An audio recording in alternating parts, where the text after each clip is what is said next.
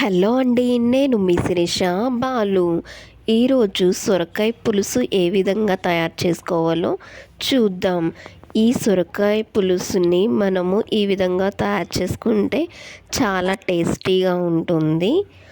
ఒక బౌల్ తీసుకొని ఆయిల్ వేసుకొని ఇలా పోపు గింజల్ని వేయండి.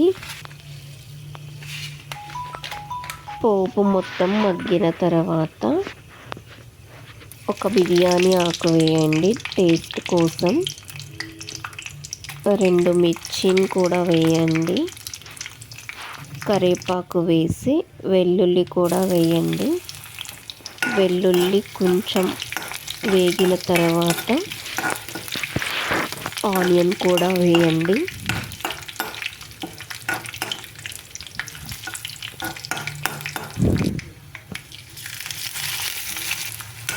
ఈ ఆనియన్ మొత్తం పూర్తిగా గోల్డెన్ కలర్ వచ్చేంత వరకు వేయించండి. మనకి ఎప్పుడైనా సూప్స్ పెట్టుకునేటప్పుడు ఆనియన్ బాగా ఫ్రై అవుతేనే ఆ సూప్ అనేది మనకి టేస్టీగా అనిపిస్తుంది. కొంచెం పసుపు కూడా వేసుకొని ఆనియన్ని ఫ్రై చేయండి.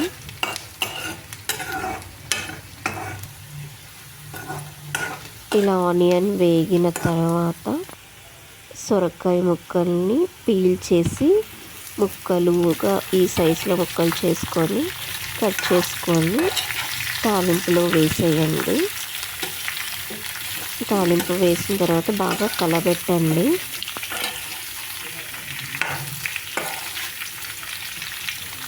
మనకి సొరకాయలో చాలా బెనిఫిట్స్ ఉంటాయి. మన శరీరానికి చలవ చేస్తుంది. ఈ సొరకాయలో 90% వరకు వాటర్ ఉంటుంది. సో మీరు హెల్త్కి ఈ విధంగా కూడా కర్రీ చేసుకొని తినొచ్చు వీక్లీ వన్స్. ఇలా ఒక ప్లేట్ పెట్టుకొని ఒక 10 మినిట్స్ వరకు కుక్ చేసుకోండి. కొంచెం కుక్ అయ్యింది, మళ్ళీ ఒక 15 మినిట్స్ వరకు ఉంచండి. మనకి సొరకాయ త్వరగానే కుక్ అవుతుంది.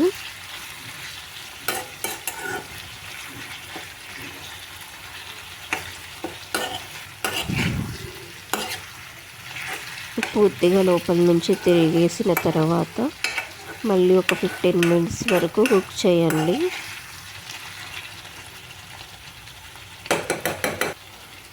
ప్లేట్ పెట్టుకొని మళ్ళీ ఒక 15 to 10 మినిట్స్ కుక్ చేయండి.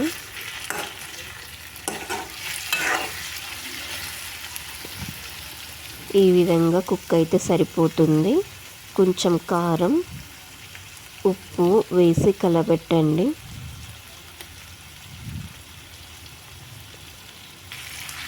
ఈ ముక్కలకి ఉప్పు కారం మొత్తం పట్టేలా కలబెట్టండి.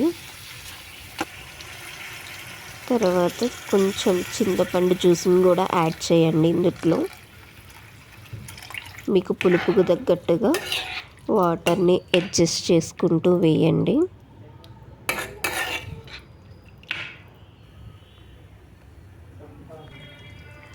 ఇప్పుడు ఒక 10 మినిట్స్ వరకు ఈ జ్యూస్ బాయిల్డ్ అవుతే సరిపోతుంది. ఇలా దగ్గరికి వచ్చిన తర్వాత మీరు ధనియాల పొడి వేసుకుంటే సరిపోతుంది. చూసారా ఇప్పుడు కొంచెం దగ్గరికి వచ్చింది.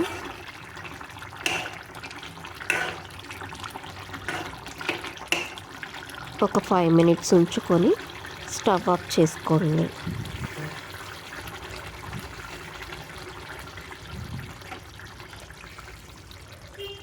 ఇంతేనండి, టేస్టీ సొరకాయ కర్రీ రెడీ.